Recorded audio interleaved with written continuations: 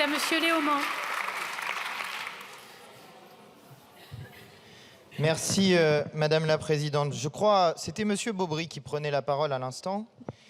Et lorsqu'il y avait la bataille sociale contre la réforme des retraites, j'ai souvenir, pour ma part, d'avoir été faire des visites des jeunes gens qui étaient mis en garde à vue parce qu'ils se battaient contre la réforme des retraites.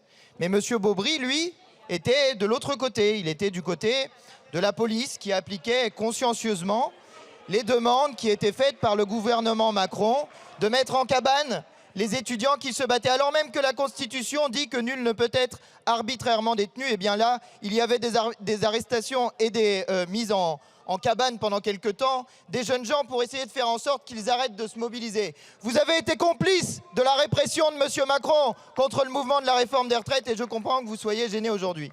Maintenant, je dois être un des seuls dans ce cas, mais moi je regarde ce qui se passe dans ce texte. Alors là, on a un rapport qui nous demande de parler de la question de la natalité pour voir comment, par la natalité, on pourrait financer la réforme des retraites. Et ça, c'est une de vos idées assez fréquentes. Vous voulez faire en sorte que les femmes françaises fassent plein d'enfants pour que dans 18 ans, peut-être, en mettant tout le monde au travail, eh bien, on arrive à un financement de la réforme, de l'abrogation de la réforme des retraites. Ça prend quand même 18 ans, hein. Mais il y a une méthode assez simple que vous refusez.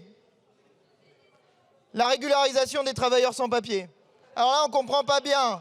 Vous dites qu'il y a un problème de démographie. Il y a des gens dans notre pays qui travaillent, qui sont dans des situations d'extrême précarité. Et la régularisation des travailleurs sans papier, c'est à la fois faire honneur à l'histoire de notre pays, à l'histoire de notre République, améliorer la vie des gens et en même temps sortir les gens de situations de précarité, faire en sorte qu'au lieu de vous concentrer sur les utérus des femmes, eh bien on améliore la vie des travailleurs dans notre pays. Merci Monsieur Léaumont. La parole est à Madame Runel.